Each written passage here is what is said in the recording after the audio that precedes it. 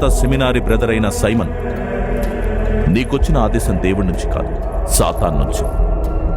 నీ త్యాగం అసంపూర్ణమవుపోతుంది. ప్రభువు నిర్ణయించిన దాన్ని ఆపటం ఎవరికి సాధ్యం కాదు. మరి ఎలా సంపూర్ణం చేద్దాం అనుకుంటున్నావు? How did you find me?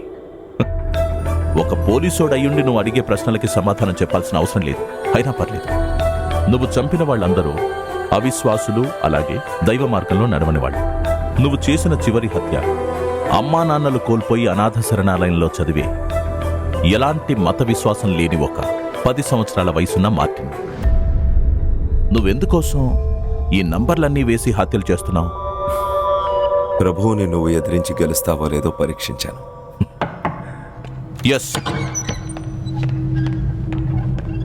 Sir, ఇతని బ్లడ్ గ్రూప్ మ్యాచ్ అయింది, ఏబీ నెగిటివ్. పైగా అతని చేతి మీద ఆనవాళ్ళు కూడా ఉన్నాయి సార్. అవన్నీ కత్తితో గీసుకున్నవే సార్. సార్, సైమన్, ఏం తింటావో చెప్పు. మీకేమనిపిస్తుంది సార్? నేనేమన్నా పిచ్చోడిని అనుకుంటున్నారా?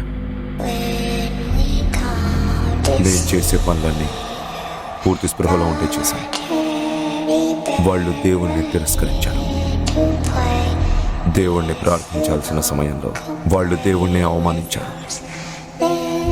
దేవుణ్ణి ధిక్కరించిన అలాంటి వాళ్ళకి ఈ భూమి మీద ఉండే అర్హత లేదు.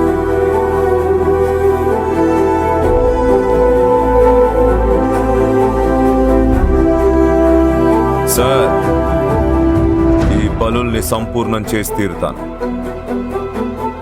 పరిశుద్ధ ప్రభు అయిన యెహోవాకి స్తోత్రం.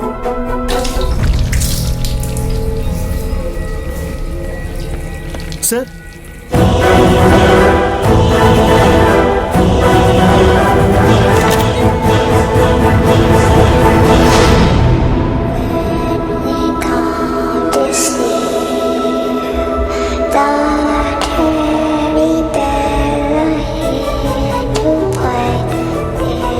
ఈ పనుల్ని సంపూర్ణం చేసి తీరుతాను. పరిశుద్ధ ప్రభు అయిన యెహోవాకి స్తోత్రం.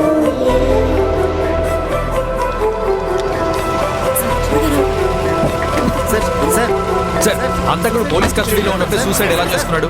పోలీసులు అంత నిర్లక్ష్యంగా ఎలా వ్యవహరించారు సార్? సార్ చెప్పండి. ఇప్పుడేమైంది? దేవుడే నిన్ను ఓడించాడు. డెరిక్ అబ్రహం సర్వీస్లోనే ఇదొక పెద్ద బ్లాక్ మార్క్.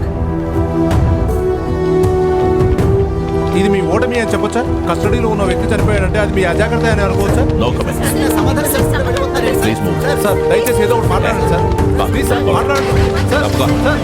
సీనియర్ కిల్లర్ ఆత్మహత్య. చేతకానితనాన్ని మరోసారి బయటపెట్టుకున్న పోలీస్ వ్యవస్థ. రాష్ట్రాన్ని అట్టుడికించిన సీరియల్ కిల్లర్ సైమన్ పోలీస్ కస్టడీలోనే ఆత్మహత్య చేసుకున్న సంఘటన ఇన్వెస్టిగేషన్ ఆఫీసర్ డెరిక్ అబ్రహం సిగ్గుల్లో పడ్డాయి. అతన్ని సస్పెండ్ చేశారు. కేంద్ర హోంశాఖ మంత్రి ఒత్తిడి తీసుకురావడం వలన డీజీపీ దీపక్ చరణ్ ఈ విషయాన్ని విలేకరుల సమావేశంలో తెలియజేశారు. రాష్ట్ర వ్యాప్తంగా ఇప్పుడు ఇది చర్చనీయాంశమైంది.